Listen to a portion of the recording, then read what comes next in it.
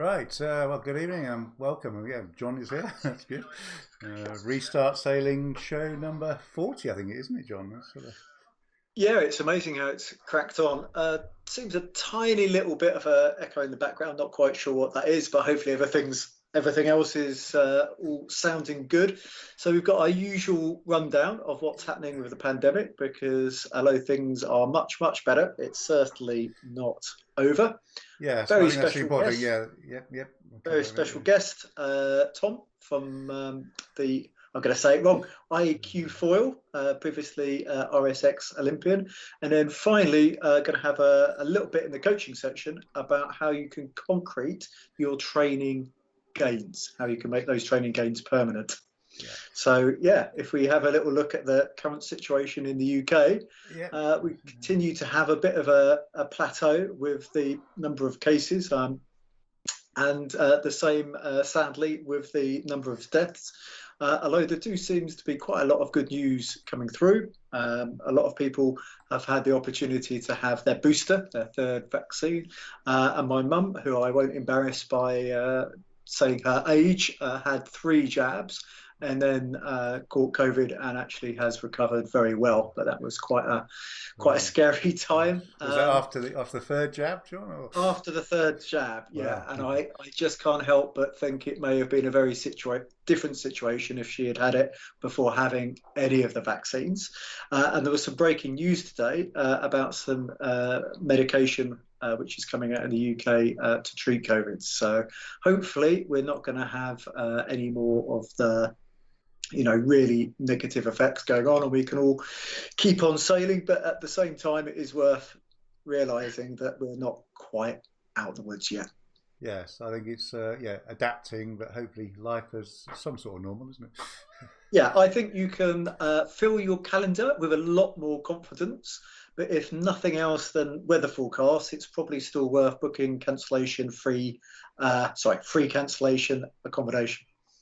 Yes. So the charts are looking, as you say, fairly consistent, I think, aren't they? Yeah, I mean, obviously we will prefer it if the number was going down slightly, but it's not, if you like, significant, because we're coming into the winter season, and sadly, in a very bad flu season, you do get a lot of deaths of the vulnerable members of society. So certainly there's no indication that it's going to disrupt sailing. And I would encourage people to make the most of sailing this winter, having missed quite a lot over the last 2 years, I guess. Yes, we'll come on to that in a minute. But yeah, so still very buoyant, the Restart Sailing group. And I guess it's more the resetting, isn't it, as we keep saying? Yeah, well, hopefully people are going to be reaching out to their clubs and classes. I see politically World Sailing always seems to come in for a bit of a tough time, and they're just having their conference. But it is up to the clubs and classes to look after the grassroots sailors. And I actually really enjoy just coaching the cadets at the club, because it's a hell of a lot less pressure than working with Olympians like our very special guest we've got on later today. Yes, but I think it's actually thrown a focus on grassroots, hasn't it, the pandemic? And that's perhaps the really good thing to come out of this Well, it terrible just makes situation. sense to be, in terms of travel, it makes sense for a lot of reasons to be traveling local. And I always get in trouble because when we're looking for venues, I always recommend Weymouth and Portland National Sailing Academy, and everyone knows it's local to me, but there is a reason it's local to me. I came here because I think it's a venue that you lose very few sailing days. Yeah, Um, but and that, other venues are available. oh, exactly, exactly. But other venues may struggle with the capacity, and that's one of the things that the COVID really brought into effect. And hopefully, the local sailing clubs will continue to be really active after this sort of quiet period we've had. Yeah, and I think the feedback is the clubs are booming, and membership lists are full for the first time in many years, so that can only be a good thing. Right. So yeah, we talked about winter sailing. Last year's winter was a bit sort of kibosh. We managed in the Soldiers Winter Series only have one event, believe it or not, and then a few in the summer with the Tiger Trophy. Normally a windy February, I think, isn't it, John? Yeah, it's very strange when the calendar moved. We were looking at possibly having a Princess Sophia in October, and that just didn't. Yeah, didn't so we feel had right a up. balmy Tiger Trophy in August, which actually some people felt was a better move, but rest assured it will be coming back this February and into the normal sort of trophy. But we start this winter, in a couple of weeks' time with the Draycote Dash, the Furness Draycote Dash. Get it right, and follow Jeremy's support of the event, which I know John will be well familiar with, and that kicks off in a couple of weeks' time, and then through the Good. winter. And it's a good opportunity for people to see each other because it's multi-class. Well, I Because think over the yes, summer, and I think that's been the biggest sort of feedback we get is it's a chance for you to meet up. Typically a few hundred people there from all sort of classes, so chance to sort of gather, which we don't always get, do we? And we all go in our own single directions, and great way to enjoy the winter, isn't it? And fingers crossed we won't have too many restrictions this year. Right, so moving on. So welcome, Tom. hooray! The technology is definitely working for us. We've got everyone there, yes. So can you just give us a little intro? Because we're all sailors, we're all using wind to make us go. I mean, admittedly, you go a lot faster than some of us. And we had Olympic Games this summer, which was by that's an overused word, but it was an unprecedented Olympics. Yeah, I'm Tom Squires. I sail an RS6 windsurfer. I've been competing in the men's division since 2010. My first ever event was Self Gold back in the days when that was around. And I finished 7th at the Games. And now I'm moving on to faster and more hydrofoily things onto the iQFoil windsurfer. So I'm going to go for another cycle into Paris. Just come back from Marseille, Europeans, to see what it was like. Just explain to people why Marseille is a significant venue. Paris 2024 Olympics, the sailing venue will be Marseille. That'll be for all the classes. It's actually a really good sailing venue. I think obviously the Mistral gets down to it, so it can be pretty crazy winds as well as some lighter days which we had, especially in the autumn. And tell us about Olympic Games. I mean, it's amazing to get to the medal race. It was a bit of an unusual experience. I was there, and I just couldn't believe that when we actually arrived there, that everything was going to happen, because I've never known a more on-off sailing regatta than Japan. Yeah, like the whole journey up to the Games was very difficult and uneasy, and there's so many challenges that you, honestly, as a sailor, you just crack on with, and you just think, right, what's the next stage? What's the next stage? Where can I go? What can I do? How can I get around these rules, or and try and make the most of just getting sailing? It's pretty balmy when you think back of all the little hoops you had to jump through, but you just don't think about it when you got to prepare for the Games. There's no point second guessing the situation or whether it's going to happen. You just have to go full charge for it. Yeah, I mean, you definitely went full charge. I mean, the biggest memory for me was actually travelling, carrying half a tree worth of paperwork, and I'm flying next week, and it seems really odd not needing lots and lots of bits of paper. Where did you end up doing most of your pre-Games training then? Because that was one of the most difficult things to get abroad and get the venue-like training done. We had 2 European Championships back to back in Villamora. Villamora seemed like a bit of a haven for COVID. It seemed like the very southwest of Europe managed to escape with the least amount of rules. So I think it was just sailors there, wasn't it? There was nobody else. Obviously, it's got a big golf scene, but most of the golfers couldn't get there. So the sailors that could get there was like a ghost town apart from us guys. So that was quite good for us being for the safety of not catching COVID whilst getting there, because some flights you'd catch 2 or 3 people on it, as well as driving there and then getting to the hub, and it's just the sailors themselves that all had to get COVID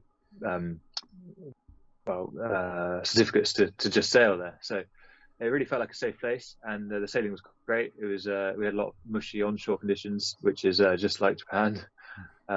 Difficult sailing, and that's perfect for the winter. And having 2 Europeans, one in November and one in February, it gives us a really good chunk of time to stay away and stay focused. And when you're with other sailors, you're focused as well. You maintain your skill set. It's quite easy when you come home to fall out of training regimes, because you just, so much news out there and so much overwhelming. Oh, there's more distractions, aren't there? Yeah, there's so many distractions. We're like windsurfing and sailing is what we do, so we just crack on day to day, meet at 1, meet at 10, gym stuff. So it all just kind of takes care of itself when you're away. I found anyway. Yeah, I mean, it sounded like you had exactly the right attitude. Just focus on the controllables, and tell us about the race win at the Olympic Games, because I'm sure that's something you will remember forever. The coverage was quite difficult to get for some people. So yeah, what was that like? The whole Games experience was mental. It was absolutely crazy. That, like, obviously it's been a dream forever, and just to be there and the gun to go and say it's happening. And then as the week progressed, has had some pretty standout results for me in the lighter winds. The lighter winds is what I struggle with. And then when the breeze come along, we had about 50% windy races and 50% light wind races. And I really, as a bigger guy in the fleet, I try and capitalise on them windy races. So when I come away and I won that race in the breeze, it kind of gave me the confidence to continue to, obviously, like, try and reduce the bad results in the light and push my hoe and stuff.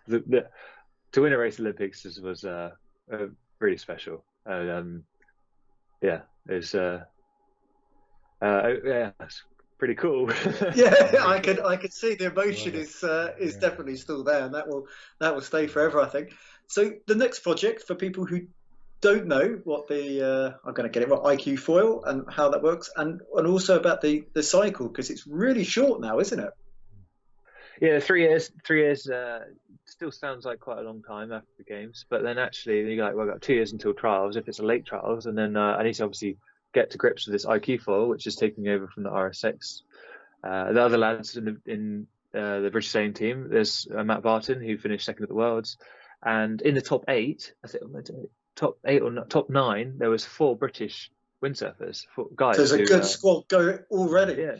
Exactly. So I've got 2 years to just pick up this board and get used to it, as well as challenge these guys and do the best we can. And I think we have a really crazy good group of people, not both in talent, but just as well as personalities. Everyone wants to work together, and it's something that's there's been a hierarchy in the past when I've been a training partner for somebody, for Nick, who won his medals in Rio, and almost 4 medals. So I felt pretty privileged to be his training partner and learn from him. And a few guys that have obviously stopped RSX before the Olympics, they were learning things off me, and now they've taken charge, and it's like an older group, but also a very developed group in their sailing skills. So I've got a lot on to beat them, but also we're training for one guy. Like, if we can get more people in that top 10 throughout the cycle, it's going to be much better than one person going to the games and being in the top 10. If someone can get to the next games, whoever it may be, and medal, then it's no skin off my teeth. I want that fight to the end, so we can achieve what the Brits are good at. Well, you're definitely preaching to the converted. I have always been a huge fan of the squad system, having seen what it can achieve. And actually, we're very lucky in the UK that I think in every Olympic class there's that potential to have a good squad system. And I'm really, really pleased to hear that the atmosphere is going well, because there's just so much contact time with all the other sailors. You probably see them when you're flat out training more than anyone else. Where do you think you're likely to be based, bearing in mind it's a European Olympics? Obviously, getting to Marseille was a bit of a rush for me. Just last week, come back from the Europeans. I basically had 2 days off after the games and then got straight up to Marseille. Well, we're very glad that you managed to join us. It's really appreciated, and we thought the timing was perfect. Yeah, it's good. It's good to catch up. So Marseille is going to be a great venue for us. It's not very far, so that's perfect. And to drive down there only takes 10 hours or so. So that's going to be key. And as well as this winter, we're thinking a bit of Lanzarote mixed with Weymouth. Really, I think we're going to try and stay in Weymouth for November, December, which is going to be mighty chilly. I might see quite a lot of you then. That's two Yeah. extremes, isn't it? Depending on where you're training. If you do the flat water of Portland Harbour and the proper ocean swell on the west-hand side of Lanzarote, that's big. And what's the biggest improvement you need to make with the foil? Is it sort of the managing a sea state, or for people who aren't familiar?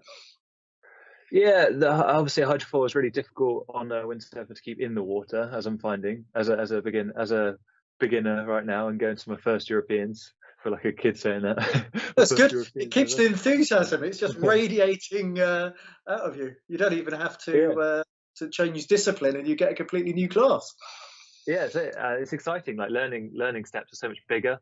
It's like picking up it's like the learning curve you had when I was a kid. So and the lads are super helpful. The British lads helping me get together with good settings and not going down a rabbit hole of my own, and get me on board, training with them. Go to the Europeans, just seeing what my weaknesses and strengths are compared to the fleet. I mean, I've been on a diet ever since I went on RSX in 2010. So now you can add a good 3-4 kilos, no problem, if you want, I guess.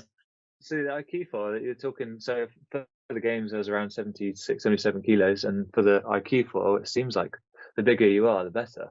So fin sailors need to convert to the old iQFoil, because I'm thinking 85, 90 kilos, maybe more. I don't know, but it's not a lightweight thing that we were used to before, which is exciting and good for me, because I'm 6'4", and being on a diet forever was not what I wanted to carry on doing. So I can actually focus on not just the cardio side of things, but getting stronger, and as I'm getting older, fitter in myself, so I'm not constantly walking around with a bad back. I can actually kind of train that and get a bit stronger around my core. And it's full of opportunity. Like there's some new guys, some old guys. There's freestyle windsurfers that get involved in iQFoil. There's wave sailors getting involved in iQFoil. So it's kind of brought this windsurfing community back together again. iQFoil is it's going to be a good games, I think, next cycle. There's going to be such a range of people, sizes, shapes, personalities, and it's crazy. Honestly, it's carnage out there. There's some girls coming in with black eyes. It's good spectator sport. That's what you're telling me. Yeah, I hope so. It is definitely. It's just if we can showcase it as best we can. We've got a great commentator called Ben Prophet, who's doing such a great job with the drones. You don't have to tell me about Ben. He was a windsurfer when I was first starting, so he's been around for a long time. Yeah. So it's all seems like it's. I feel like I'm more built for this than the RSX. I really struggled in the light winds, and no matter how many good shifts I had, or like technique was up to scratch, it was still a struggle in the light winds just to get an average result because of my weight. You just had to push a little bit more water, I guess, than the smaller guys. But it's interesting. I mean, without going too much off topic, the kite surfers, they seem pretty big guys as well. And when I'm looking at you, I mean, I'm 5'6". Everybody looks tall, but it's interesting to see that evolution. And what do you think will happen in terms of the pumping? I think pumping upwind is always going to be quicker. We just have so much range because not having a fixed mast for sailing boat. The UJ just gives you so much range and power. You get so much height from it on the iQFoil. So it's actually like calibrating my head in terms of what pumping does in terms of strategy and what the ley lines, how broad they can be. Because an RSX is like, if you overlay even the smallest amount, you just don't come in with that much more pace. With the iQFoil, you can go hooked in and go overlay almost, or you can underlay and pump your way up to the ley line. And so just climb up. Yeah. So that's going to have some interesting windward marks then. Give Ben something to talk about. It's carnage at the windward mark. Carnage. You're always touching someone, and our races become shorter rather than a 26-minute target time. It's more 20 minutes to 25 minutes, even less. Some races even 40 minutes long. So how many races do you think you're doing a day? Because that could potentially be a large race series. Yeah, it is. We did 6 in the Europeans. We have a few different formats. So I'm used to RSX racing, where it's just one format in a Rorata loop. Most of the time, but we do slalom races in the light winds, and slalom races is downwind course only, no upwind whatsoever. So anything under 10 knots is that, and above 10 knots we do course racing. which obviously is in and out loops, much as same as normal, and then old school. old school, yeah. And then we to throw it all in even more of the mix is we do long distance marathon races as well. We do one of those, which is twice as many points as your finishing position. This is all new to me, but having these 3 different formats just means that the spectrum of people that can do well even greater. Like we're gonna have loads of races. And so we did 6 course races. Well, that's what I saw, and that sounded pretty full on to me. I wondered if that was just a purely a catch up thing, or they were seeing how many they could do before they broke you. Yeah, I know. Well, as a freshie to this, my concentration was shot. The sun was setting, and then I was like, "They're doing another one. The sun's going. How can we do another one?" But they're pushing it, and it's good. And it's great for me because I'm learning, and the more races I do, the more practice I have. I still think they're trying to finalise formats, but at the moment, I think they're really capitalising on how light we can go, because the breeze gets to a certain point where it gets 7-6 knots, where we can't quite go upwind, but we can still do this downwind slalom racing. So you can race in more conditions because you have a different format option there. Yeah. And when it's nuking, and it could quite possibly be a Mistral in Marseille at the Games, it's actually easier to sail than RSX. So can you explain why that is for people who don't know the difference? Why would that be? So basically, when with the hydrofoil, every time the breeze increases, you can just go a little bit higher, so it kind of feathers the sail more and more, and you lose power by going higher. With an RSX, the bigger the breeze, you still can go any higher, so the sail area just ends up just hit the whole breeze hitting you, if you know, on almost, well, we don't point very high, so on a reach almost. So because we can climb higher and higher, it means we can just depower by pointing higher. Although it was a bit skeptical at the start that we could handle the big breeze.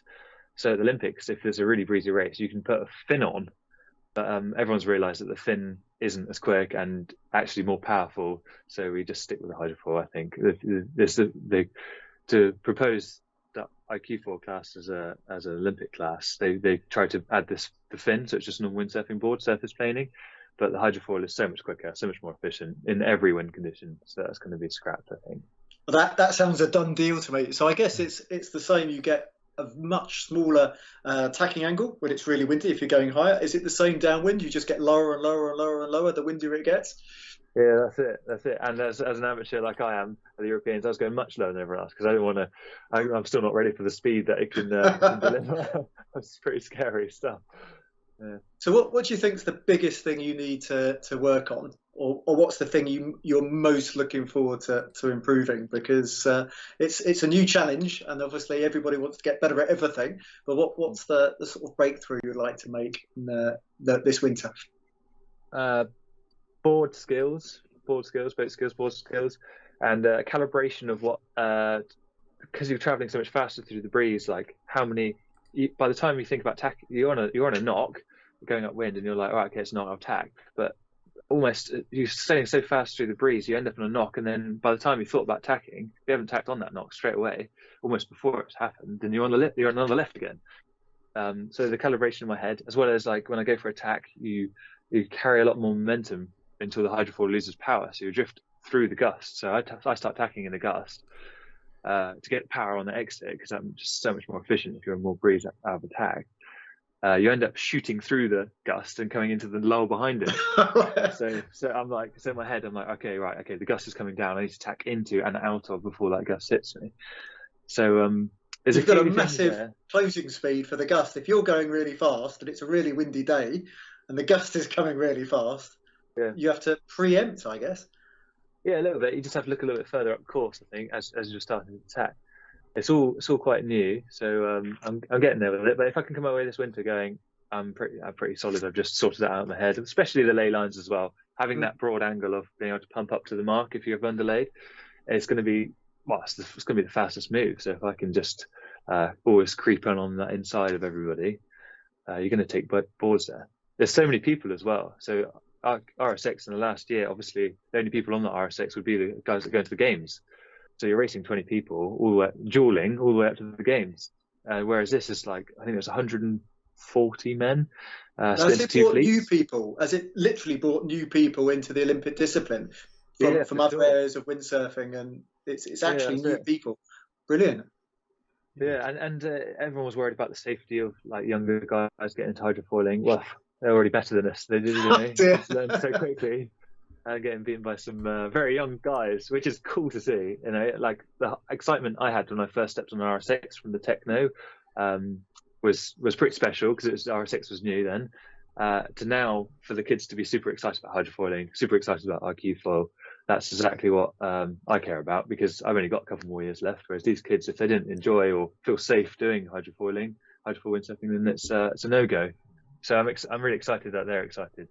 Yeah, no, that's such good news. Just more people on the water is only a good thing. Well, Tom, you've been an absolute star, and I'm sure you're a lot further up the learning curve than you think. But having been Olympian, you just know how high that pinnacle can be. Mm. Yeah, I'm looking forward to the challenge, and like I was racing at the Euros, got some couple of top 10 roundings, and I feel like I can really push that more. I actually won a race, but it got cancelled, so. I can relate to that on a far lower scale.